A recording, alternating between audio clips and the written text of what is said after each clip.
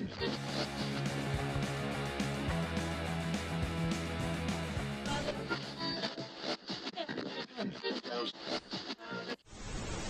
I'm Amy, thank you for tuning in. This is my April TBR video, but it's also doubling as my Old School April TBR video.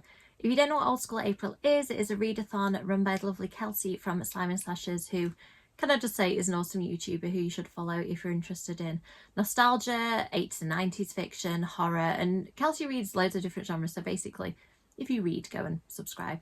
It's run by also a host of lovely other co-hosts, and it's a lovely celebration of nostalgic fiction, nostalgic movies. It's just a really, really nice time where people chat about the stuff that we remember from back in the day. So I have my trusty list here because I don't trust myself to remember all of the different prompts. So what I've done is created a massive stack. I'm not going to be able to read everything from this, but I've chosen books that I think will match the prompts, so maybe it'll be helpful for you to form a TBR. And also I like to have choices, so at least I have plenty of them. So one of the prompts is about choosing a romance book.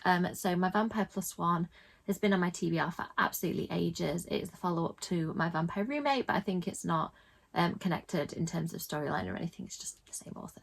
And I thought that was a really fun book. So I don't know much about this, but I feel the title probably gives me a clue. So hopefully I'll get to that one this month. The next book on my list is the Tara prequel. It's one of the Disney Hyperion Buffyverse books. It's been on my TBR for way too many times, but there is an Old School April prompt about reading a YA book, so I think that this is going to be a really good one to tick off one of the prompts and to read, I think, the final Buffyverse book that I haven't read. So next up, one of the prompts is about reading a witchy book. I absolutely love Rachel Harrison's books. This one is one that hasn't really been on my radar. I don't know much about it apart from it's slightly cozier than her other books. It does involve witchcraft. I really, really love this cover. So I'm hoping that this is going to be another great book. One of the prompts is to read a book set or written even pre-2006. I have started reading the first Vampire Diaries book. It's very different from the TV show. I've read it way back when, but I thought I'd have a go at rereading and I'd forgotten how different it is. So I'm about maybe 30 pages into it, so hopefully I'll read this one this month as my pre-90s offering.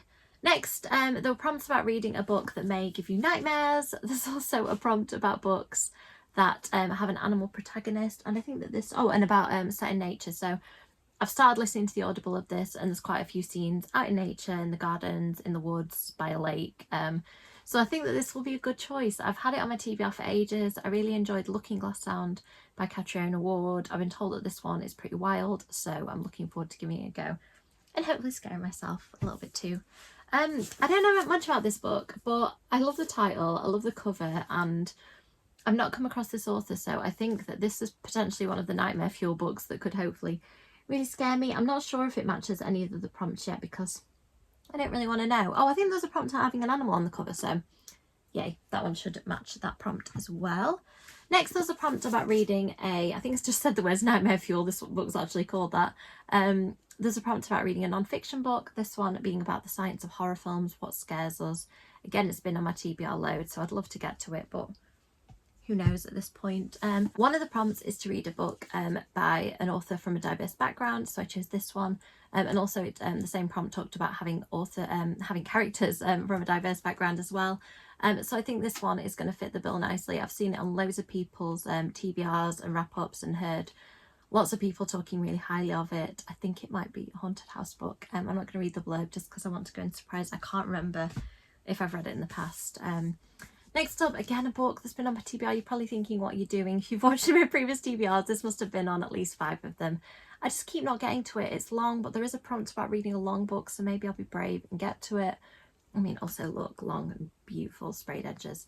And also there's a prompt about reading a book set in a school. This is Dark Academia. I think it's set in a university. Yeah, it says everyone at the school. I think it may be using the broader US term of talking about going to school, possibly, like as meaning college, university. But I'm gonna accept this one. Hopefully Kelsey won't mind as well. Next up, I'm currently reading this book, which is so good. It is about the pandemic, so tread carefully if that's a subject you'd rather not read about.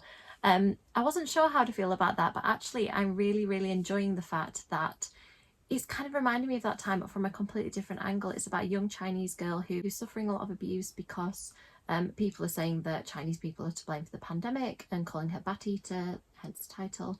Her sister dies tragically at the beginning of the book, and she's kind of plunged into a mystery where people from her background are being murdered around the city, and also she is seeing a ghost, which may or may not be the hungry ghost of her sister. So it's really dark, it's really compelling. It is it's a really hard read, but it's one of those books that's so gripping that I'm just being pulled through the narrative. I can't wait to see how it ends. I think I've only got about 50 pages left, so I'll definitely finish that this month. I've been also buddy reading Witchcraft Wayward Girls. I think we've only read maybe 100 pages of this with my friend Shelley from Tales Point Horror Book Club. So hopefully I'll read at least a little bit more of this month if we don't fully get to it. It does match the witchcraft prompt, and it also matches the prompt of reading a book over 300 pages. I mean, this one is quite way over, I think, in the 400s, so that should be good. So that is it. That's my hopefuls wish list. Definitely not going to read them all, but it just gives a flavour of the kind of things that I want to read this month. So let me know in the comments, which one do you think I should prioritise, which ones do you think I'm going to like, or if there's any I should stay clear of and I've made an error in including. Please let me know, because I love getting feedback from people about what horror people will think I will like or won't like. I am quite new to reading adult horror. I used to read a lot of it when I was younger, and I'm kind of dipping my toes back into it, so I have burnt my toes on a few occasions because there's some subjects I don't like reading that much about. So any feedback is welcome. Let me know as well if you're going to be joining in Old School April. There's one more thing I wanted to mention, which I'm going to have to pick it up because I've forgotten the name of it. Oh yeah, there is an Instagram prompt that I'm going to be trying to get involved with as well, run by Apple and Alchemy.